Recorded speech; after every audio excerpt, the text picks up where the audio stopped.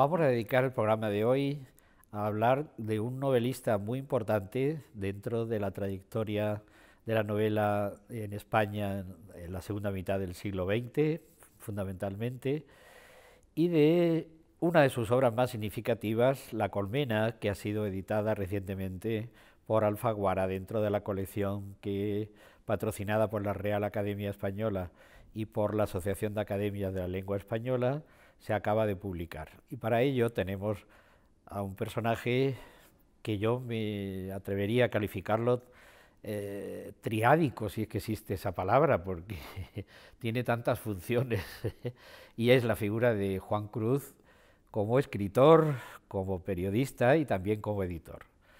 Pues bienvenido, Juan, a este programa. Gracias, José. Y no vamos a tratar de tu trayectoria, que bien merecería hacerlo, sino que en esas tres facetas que yo hablaba anteriormente, pues vamos a empezar por, yo creo que es la que más te gusta a ti, y supongo que será la de escritor.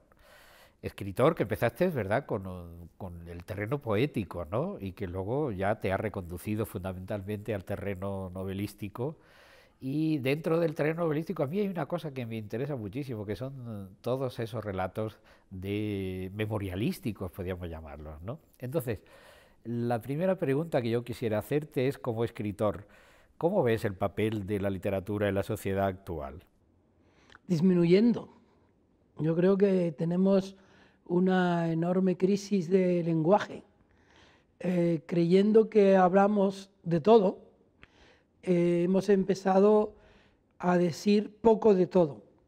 Y eso que tiene su símbolo en los 140 caracteres de Twitter, ocurre en la sociedad periodística, por ejemplo. Los textos son, en España sobre todo, cada vez más breves, cada vez más banales, cada vez lo que no es importante se desecha porque le puede aburrir a la sociedad lectora, de modo que se ha producido un acoso desde Internet y sobre todo desde las webs en las que se alojan las redes sociales, desembocando en una falta de interés creado por la banalidad de la lectura. Nosotros ahora empezamos a leer algo y ya nos cansa. Es un recurso de lo que se ha llamado la posmodernidad, que es un concepto muy genérico, que realmente cuando uno se empieza a excavar en él, uno de los aspectos es la fragmentariedad, ¿no? Sí. Y claro, estamos en el terreno, en narrativa, en el microrrelato, en el teatro, el microteatro, etcétera, en el Twitter, ¿no? Vamos a la sociedad a eso, a que ese discurso amplio, bien hecho, bien confeccionado, de apertura de miras que debe ser la literatura, tenga cada vez menos importancia, o hay que cambiar el modo de hacer literatura. Bueno, yo creo que la literatura será lo que siempre fue la literatura. Hay una literatura que aspira a ser distinta y no es literatura. O sea, literatura apresurada como para cumplir el encargo de una editorial o para estar en los escaparates en el momento culminante del año, en la primavera o antes de diciembre. Los libros que se publican porque hay un contrato, la falta de lectores en las editoriales, la falta de rigor en la ejecución de lo que es un mandato del editor, que es también, como decía Gastón Galimard, decir no.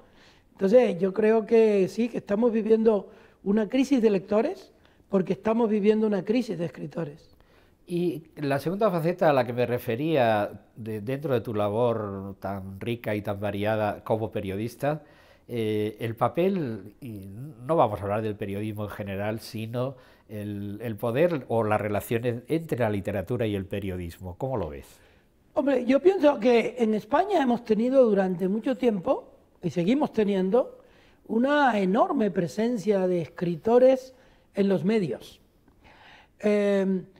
En el país, por decir el sitio donde yo trabajo desde hace mucho tiempo, tenemos un día, por ejemplo, a Fernando Savater, otro día tenemos a Leila Guerriero, otro día tenemos a Julio Llamazares, otro día a David Trueba, tenemos Almudena a Mario Grandes. Vargas Llosa, tenemos a Almudena Grandes, tenemos a muchísimos escritores.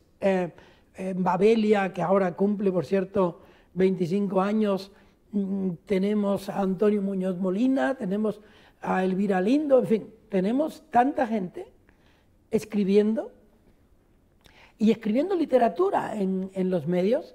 En El Mundo está, por ejemplo, Antonio Lucas, está Jorge Bustos, están Fernando Sánchez Dragó, digo... Sí, que en todos los medios hay... Todos los medios, en el ABC está Juan Manuel de Prada, está Alfonso Armada y muchísima gente. En La Vanguardia hay escritores formidables como Oliver Rodríguez. Es decir, la prensa está llena de escritores. ¿Cómo aprovechamos qué a los escritores en la prensa? ¿O qué exactamente? ¿Qué labor tiene la prensa? Vamos a fijarnos, por ejemplo, en los suplementos culturales a la hora de la difusión de la literatura. ¿Eso queda reducido para una inmensa minoría, como decía Juan Ramón, o tiene algún calado a la hora de la venta y de la difusión de la obra literaria? ¿Qué te parece? Pues mira, yo creo que la gente sigue mucho los suplementos culturales y literarios. Yo creo que nosotros en los periódicos no valoramos en su justa medida esa influencia que podríamos tener en la lectura.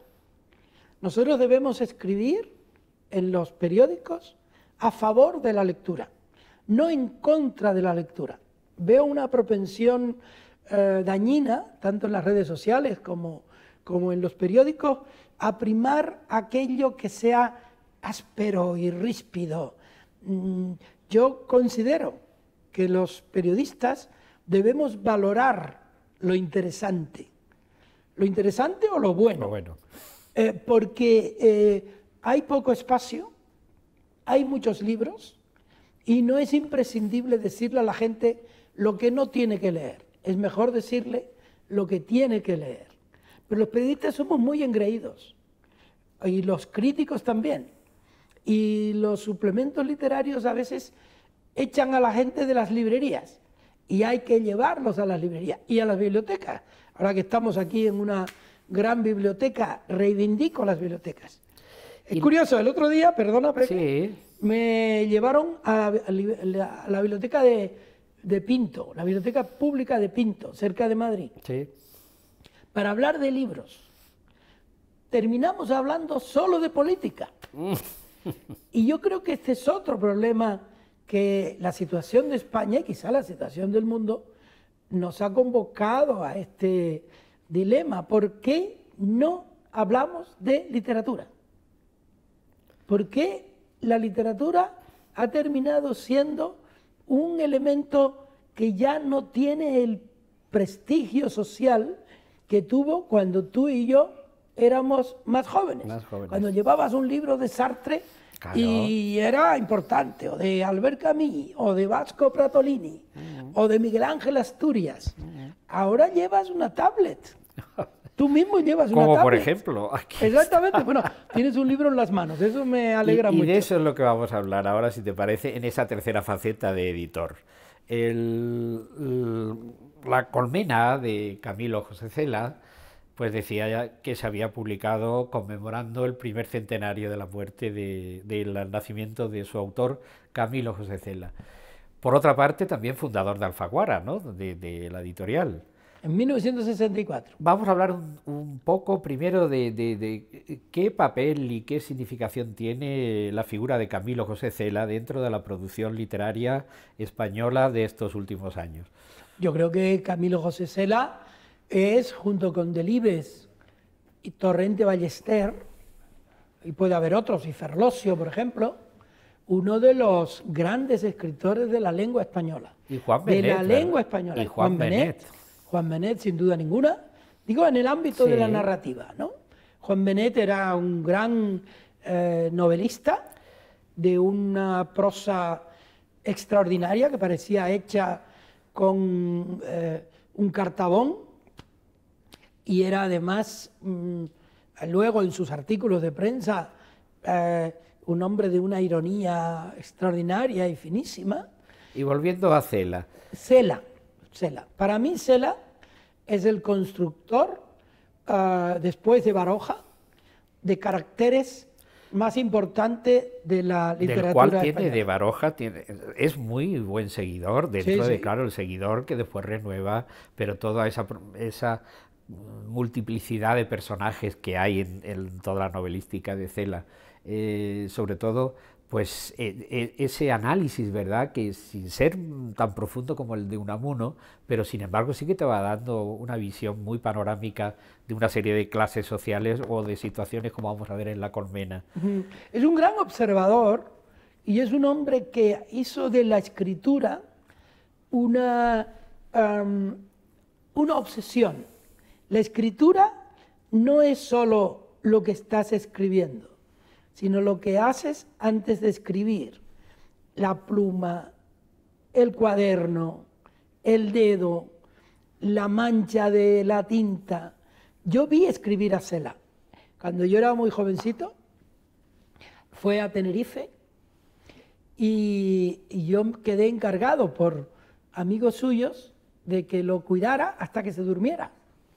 Y entonces estaba escribiendo Oficio de Tinieblas 5.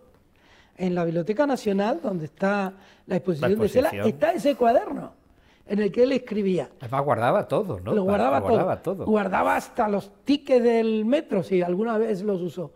Bueno, pero su escritura era como la celebración de la escritura como hecho físico, ¿no? Y yo creo que eso está también en el gusto que se ve en su prosa. Él lee oyendo. Una de las cosas que a Cela se le ha, por un sector de la izquierda, que yo supongo que a medida que se va madurando, cada vez uno se va alejando más de esa situación, es su colaboración con el franquismo. Su situación también, como sabemos, que fue censor. ¿Cómo puede armonizarse esta situación con su valoración literaria? Es decir, que solamente por la ideología se puede valorar a un escritor, o es el escritor otra cosa que aunque tenga una ideología, lo que realmente importa es su constructio literaria. Bueno, yo creo que tiene grandes libros, extraordinarios libros, como La Colmena que tú tienes en la que hablaremos un poquito después. Pascual Duarte. Pascual Duarte fue un bombazo, ¿no? Pero fue también el producto de su capacidad para oír, el viaje a la Alcarria. Es decir, Cela es un gran escritor. Lo que pasa es que yo creo que en un momento de su vida primó en él cierto relativismo moral que le llevó a aceptar encargos como la catira, a buscar en la sociedad el aplauso fácil a lo mal dicho, como elemento constitutivo de su manera de ser. Y creo que por ahí fue derivando hacia un desprestigio político, social y moral que, por fortuna ahora en el centenario, su hijo ha contribuido a allanar, ¿no? Y yo creo que ahora se habla del Cela gran escritor. Por ejemplo, esto que decías tú de la censura y de esa carta que él escribió, la carta es tremenda. Bueno, pues la Academia Sueca hizo una investigación por si las denuncias contra Cela eran fundamentadas y seguían teniendo repercusión en España. Y a mí me mandó el director del País a testificar a la embajada sueca. Y yo dije que ya de eso no se hablaba en España. Y se acabó, no por mi intervención seguramente, se acabó esa investigación y no hubo ninguna penalización, entre comillas, a Camilo José Cela. Pero sí es que luego resulta que tuvo problemas con la censura. Con la propia censura. Primero con la familia y luego después con La Colmena, que se tuvo que ir a Argentina, ¿verdad? A Buenos Aires a publicarla, sí, exactamente. ¿No? Bueno, y él sufrió bastante por... El alguacil algualizado. Y luego él tuvo una relación muy fructífera, para ellos también, con exiliados españoles. Y con la revista Papeles de Son Armadán, donde Caballero Bonal tuvo también una labor estupendísima. Y allí intervinieron en esa revista, que era un faro cultural y literario importantísimo, gentes que no eran adictos al régimen franquista, por ejemplo. No, yo creo que él tuvo... es muy poliédrico. Cela, tú decías que yo era triádico o algo así, ¿no? Pues Cela era politriádico. Tenía de todo. Lo que pasa es que yo creo que en un momento de su vida él se convirtió en una persona no simpática y tuvo una relación con los jóvenes muy perjudicial para su imagen como escritor. Yo creo que un escritor que es importante tiene que ser también generoso, y eso lo fue gente como Rafael Ascona, como el propio Benet, lo es Marcé, pero Cela, por algo atávico, algo de su naturaleza o de sus sentimientos, se convirtió en un enemigo de los escritores. Él llegó a pedirme a mí, porque Julio Llamazares había reaccionado ante sus invectivas contra los jóvenes. Acuérdate de aquello de los 150 novelistas de la Moncloa, que se metía con Villena, con Llamazares, con todos. Me llegó a pedir el cadáver de Julio Llamazares, que escribía en El País. Entonces, supongo que sería metafórico. Pues yo no se lo hubiera dado ni metafórico. Y claro, yo creo que La Colmena es una de las obras... A mí particularmente, bueno, si tuviera que decir desde el punto de vista de lector, prefiero La Colmena que a La familia de Pascual Duarte, aunque sean dos. La Colmena fue, ¿verdad?, un modo de ver la realidad española a su manera, ¿no? De esa manera, ¿verdad?, como se hizo con Berlín, o se hizo con Nueva York, o se hizo con diversas ciudades, ¿verdad? El John Dos Pasos está por ahí, ¿verdad? Manhattan Transfer. ¿Qué te parece La Colmena? Bueno, yo creo que en efecto era un examen de España, era un cuadro, era como si Antonio López se hubiera sentado delante de un café y le hubiera estado retratando todos los modos, todas las conversaciones. Es una gran película. Y después, de hecho, fue una gran película de Mario Camus. Lo tengo. R.I.P., el excelentísimo señor don Ramiro López Puente, subsecretario de Fomento. Estamos tomando café sobre el recordatorio sagrado de un subsecretario de Fomento. Veámoslo.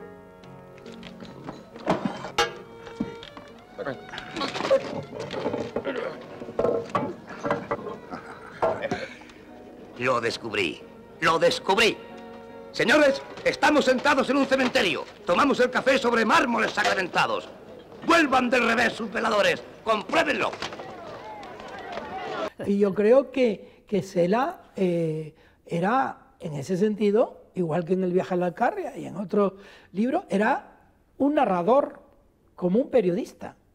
Y La Colmena es un señor, se sienta en un café y toma nota de lo que ve. Ese estilo fragmentario, ¿verdad? Exactamente. Que se va dando, ¿verdad? Parece que no hay unidad, que no hay, pero sí que la hay, puesto que realmente es una cosmovisión dentro de una visión fantástica, claro, de lo que está Tú que eres sucediendo. un profesor, un académico, no estaría mal que un día alguien, como tú, hiciera un relato de todas esas obras de arte españolas que trataron de retratar a España en un momento especial. Por ejemplo, Historia de una escalera. Sí, claro. La Colmena. Nada de Carmen Laforet. Carmen Laforet. El libro de Juan Marcé, Últimas tardes con Teresa, es un fresco también de un momento de la sociedad española que está dejando la miseria y abrazando por así decirlo, la modernidad.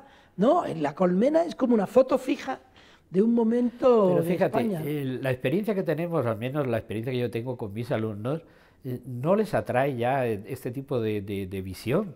Digo, claro, pero es que estamos viviendo una realidad pasada histórica que es preciso conocer, Sí. y no solamente por la historia, sino, pero realmente a la juventud de hoy y este tipo de literatura a veces no les gusta. Pues yo creo que porque hemos educado a los jóvenes lectores en la equivalencia entre las series de televisión y la literatura. Fue muy peligroso y ha tenido muchas consecuencias lanzar la idea de que la literatura era ahora, o las películas eran ahora, las series de televisión.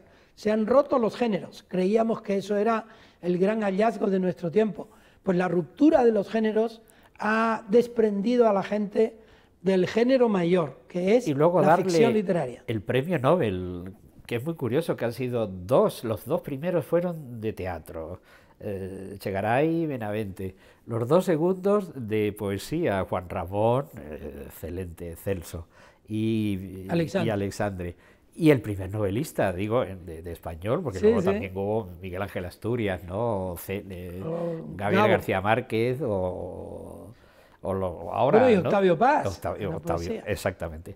Es decir, que también es un reconocimiento a que el valor de los premios, eso podríamos hablar, ¿verdad? Bueno, yo creo que los premios a veces son castigos. Yo creo que estamos ante una figura muy importante dentro de la trayectoria literaria española, que realmente esta edición es muy buena, puesto que recoge todos los pasajes que fueron censurados por la censura, etcétera, etcétera, y que realmente debido a esta nueva edición, porque lleva ya muchísimas, que ha hecho Alfaguara a través de la Asociación de Academias de la Lengua Española, pues invito a nuestros espectadores a leer o releer.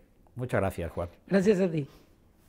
Permítame que le presente a Matías Martí, inventor de palabras. Don Ibrahim de Ostolaza y Bofarul, ilustre jurista. Encantado de conocer a otro poeta. Poeta, yo no. Yo jamás he sido capaz de unir más allá de 3 o 4 palabras.